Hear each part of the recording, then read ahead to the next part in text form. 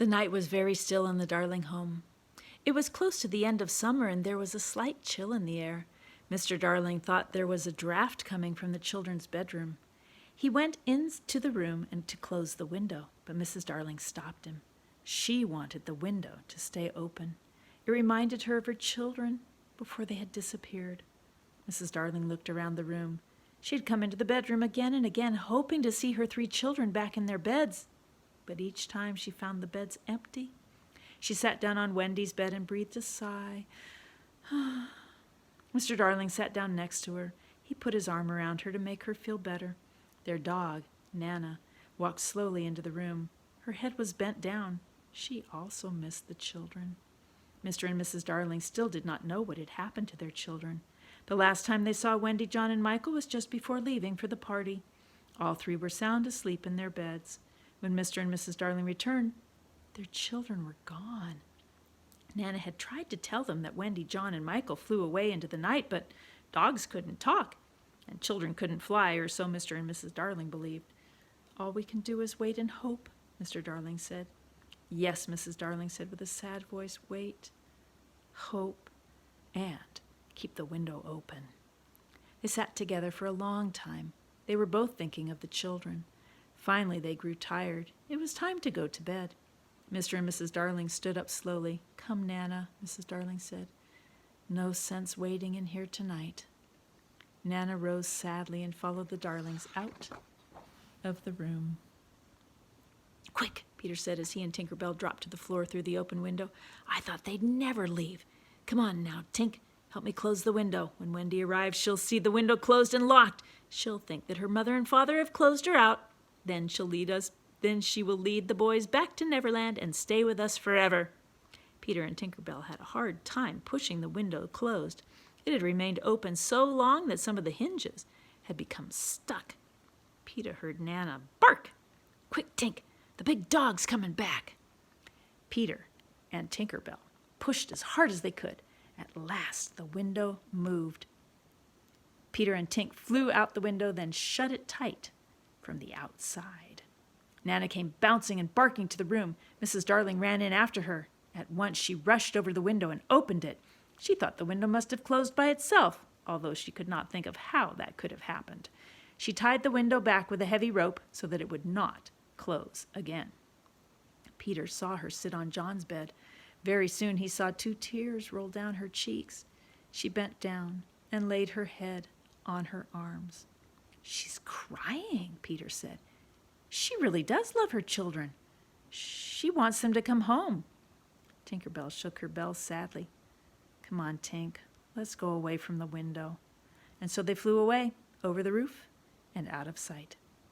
At last Mr. Darling came into the bedroom. He turned out the lights and led Mrs. Darling and Nana back to their own beds. Many hours passed. The house was quiet.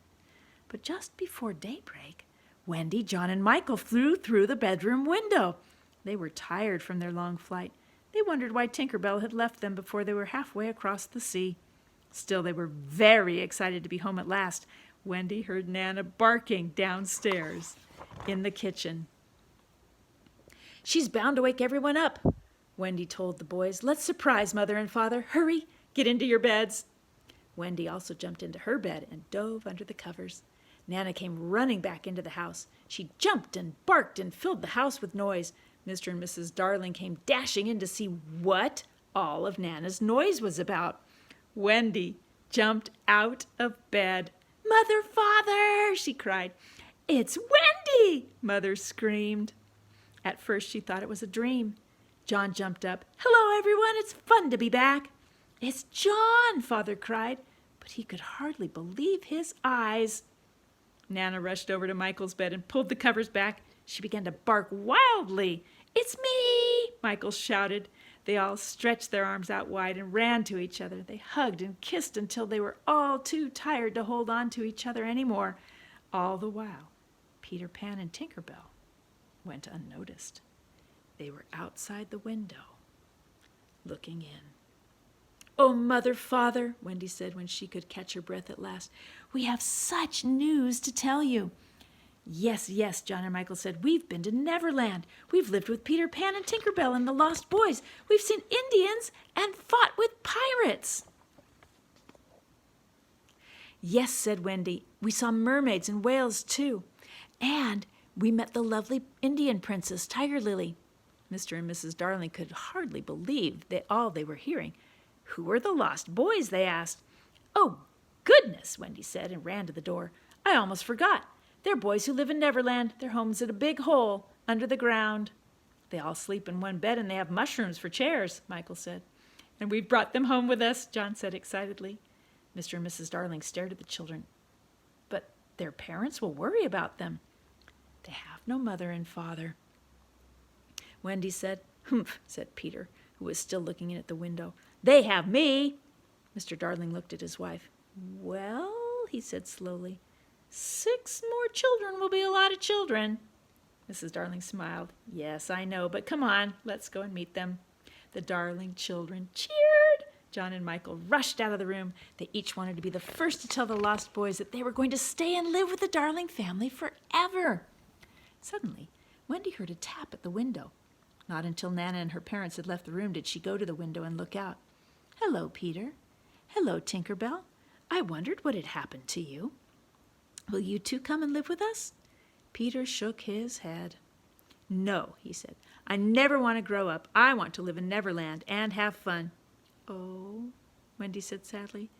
Then you've come to say goodbye. She found it hard to say goodbye to Peter. Don't forget me, Peter said. I'll never forget you, Peter, said Wendy. Tears filled her eyes. The window will always be open for you. Peter Pan smiled and waved goodbye. Tinker Bell shook her tiny bells in farewell. Fairy dust fell as she did. Wendy watched until they were completely out of sight. Then she went downstairs to join her family, leaving the window open behind her. And that's the end. And there's the crocodile and the leftovers from Captain Hook.